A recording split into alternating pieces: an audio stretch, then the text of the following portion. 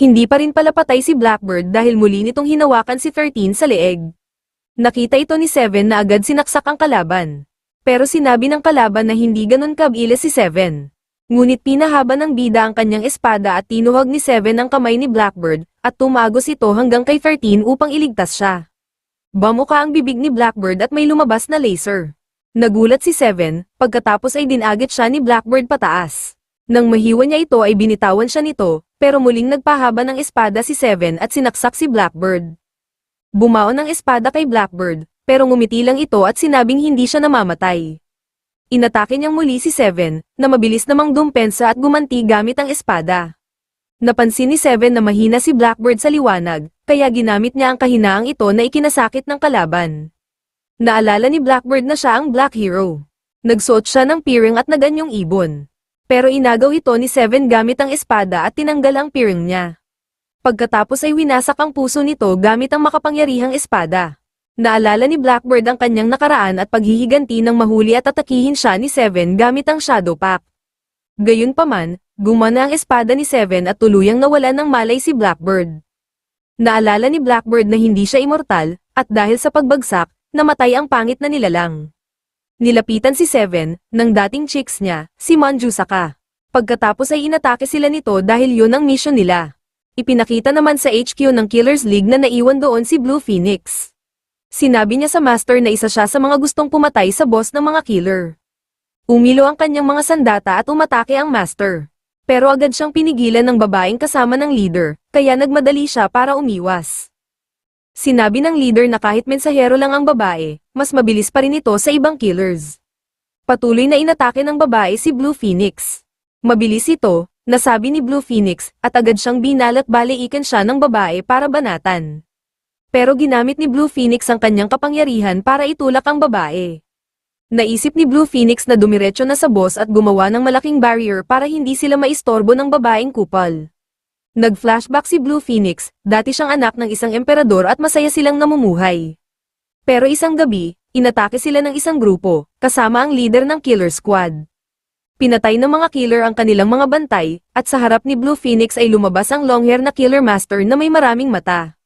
Dinurog ng emperador ang kalaban, pero hindi ito namatay. Pagkatapos ay namatay ang emperador.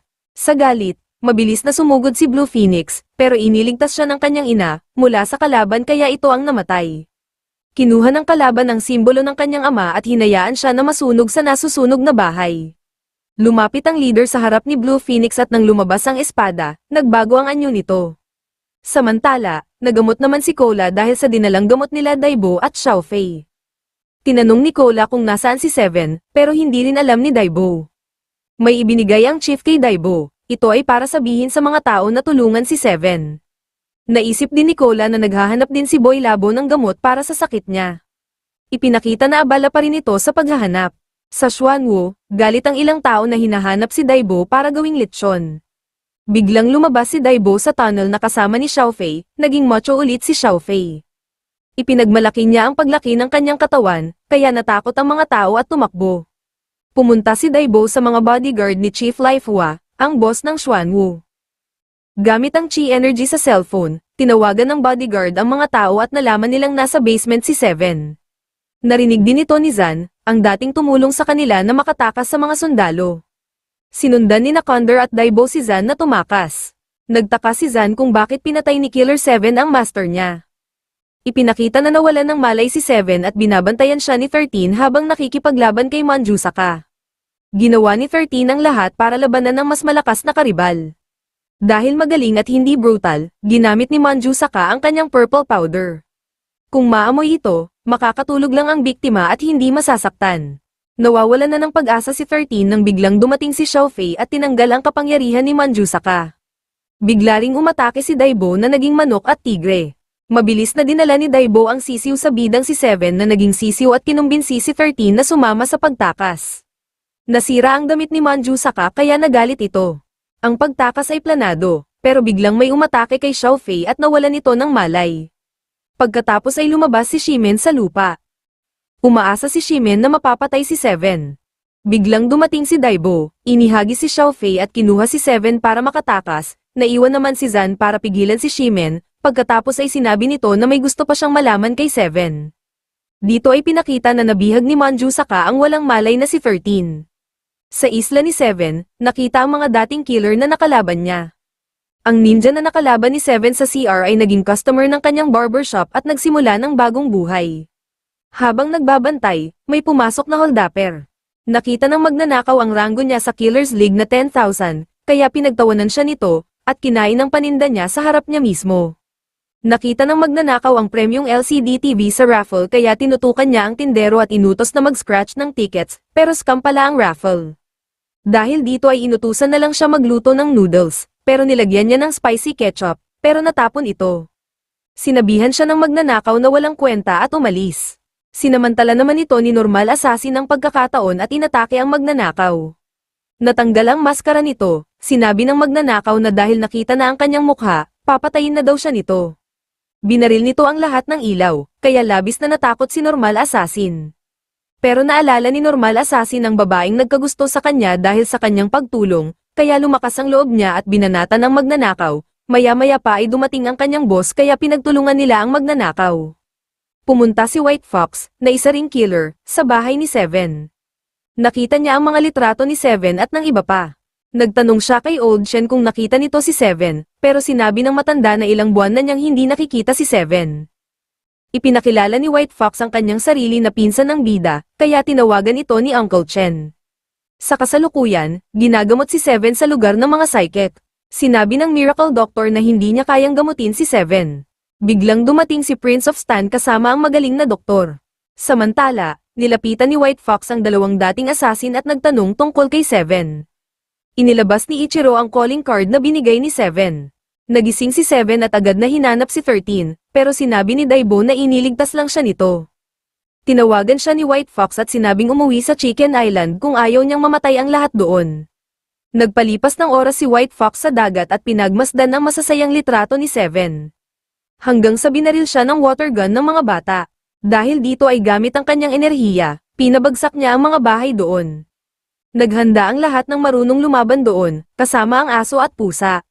Bagsak na si Normal Assassin, habang takot na hawak ni Ichiro ang kanyang espada.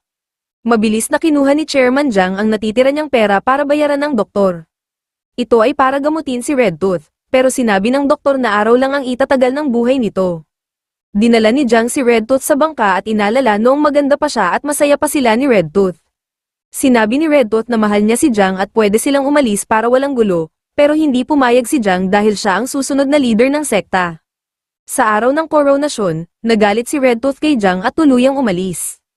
Hanggang sa isang araw bumalik si Red Tooth matapos kainin ang pinagbabawal na Demon Blood Arts kaya naging vampira ito. Kinulong ng master ang demonyo sa loob ni Red Tooth. Tinulungan ni Jiang si Red Tooth na makatakas kaya siya ang naparusahan at tumanda ang itsura. Dinala ni Jiang si Red Tooth sa kanilang pinagmulan para lunasan. Ipinakita naman ang kwento ni Red Tooth kung saan inaapi siya noon. Para lumakas, pumunta siya sa kuweba ng demonyo at nakuha ang kapangyarihan nito, pero hindi niya ito nakontrol. Balik sa kasalukuyan, sinubukan ni Jiang na tanggalin ang selyo. Biglang nagising si Red Tooth at naglaban sila, pero kasabay nito ay parang naglalandian lang sila. Sinubukan ni Red Tooth na kagatin si Jiang pero umiwas ito. Sinabi ni Red Tooth na kailangan daw ng halik para ma-activate ang kapangyarihan ni Jiang. Namula si Jiang at naalala ang mga sweet moments nila. Pero nasira ang kanilang moment nang tumunog ang cellphone. Nalaman ni Jiang na inaatake ang kanyang barangay. Gusto ni Seven na iligtas ang Chicken Island, pero sinabi ni Daibo na wag na, dahil may iba pang malalakas na tao doon.